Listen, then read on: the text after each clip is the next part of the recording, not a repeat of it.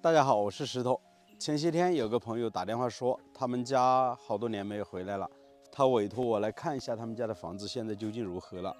我找了好半天，才找到了他们家进入房子的路。房子呢就在我的身后，在那一小片的悬崖峭壁上方，那边呢有栋房子。待会儿呢，我们从这边绕一段路走上去看一看，他们家的这栋房子现在究竟处于一个什么样的状况了。这边的路好多年都没人走了，整个路基都被雨水冲刷，显得是凹凸不平。现在车子是没办法开到房子上方了。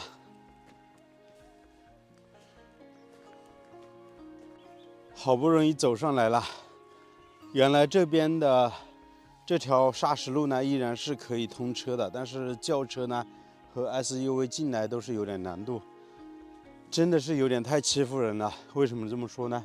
看房子就在那边，然后在房子的门前、屋后这边堆满了垃圾，这些都是一些生活的垃圾，还有建筑的垃圾，全部堆在这边，相当于把这个垃圾全部堆到了别人的家门口。这里也是的，都是一些建筑垃圾。平时可能别人就是从城里面拉这个垃圾过来的，这边距离镇上呢接近是有3公里，距离县城就有100来公里左右了。所以说这个地方呢，实际上也是交通挺便利的，毕竟3公里左右就有个小镇，然后买一些生活物资啊，各方面都非常的方便。看这边都完全堆满了这个垃圾了，都是一些建筑垃圾、生活垃圾。这栋房子呢是独门独院的，它的周边呢都是没有邻居。房子的下方呢有一条2级公路，背后呢也有一条2级公路，相当于呢2条公路把这栋房子给夹在中间，像一把剪刀一样的剪在中间里面。房子呢现在是大门紧闭啊，没人在这边居住的。整个这个房屋的门口也都是堆满了垃圾，想想都气人啊，真的是太欺负人了。我还发现一件非常有意思的现象，这个大哥好多年没有回来了之后，他们家的1楼这边卷闸门已经被打开了，里面呢直接是关上了羊，在里面做羊圈了。看这个门都搞得特别的脏，门前呢堆放了好一些这个羊粪。这边的院子呢也都是堆满了这个垃圾。来到这里就有一股怪怪的味道，特别的臭啊。平时就是一些垃圾堆在这边，然后在1楼的这个位置完全的就被养羊了，里面关了10多只羊呢。看羊粪到处都是的。房子建好了之后，这个大哥一直没有装修的，就是毛坯房，变成如今的这个样子了。他已经在外地打工有10多年时间都没有回来了。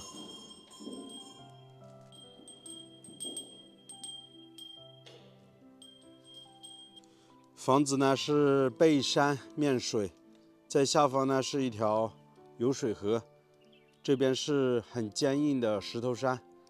房子建好了之后就是一个毛坯房，没有装修。这个屋顶的位置已经是往上面漏雨下来了。整个房子呢有5间2层，在顶上还有一个阳台。这个走廊的位置也是没有过多的装修，房子的基础还是建得挺好的，打的是框架结构。房子进深接近12米左右，整栋房子很大，占地面积有差不多300平左右。房子地理环境还是挺好的，独门独院，门前呢很宽阔，然后那边呢有3根电线杆，底下呢就是千青公路的一部分呢，那边就是有水河。其实门前视野开阔，住起来的话是挺舒适的。但就是这个大哥啊，常年在外地打工，房子呢被别人霸占了，房前屋后呢堆满了垃圾。看这边一路都是建筑垃圾。从他们家再走过来，这边就是一个山窝窝，这里呢也都是堆满了垃圾了。这个位置还是挺宽的，我在想，就在他们家院门口，如果做到铁门，整个这边基本上外人都没办法进入的。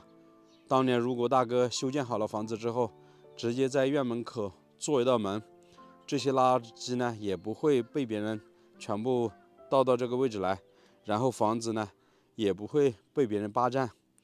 可能当年修好了房子之后，他根本上没有想到会变成如今的这个样子吧。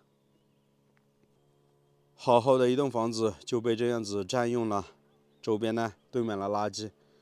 可看到房子是真的没有装修啊，建好了之后应该是钱不够了嘛。大哥就说当年建好了主体，准备过1、2年再装修的，就出去打工了。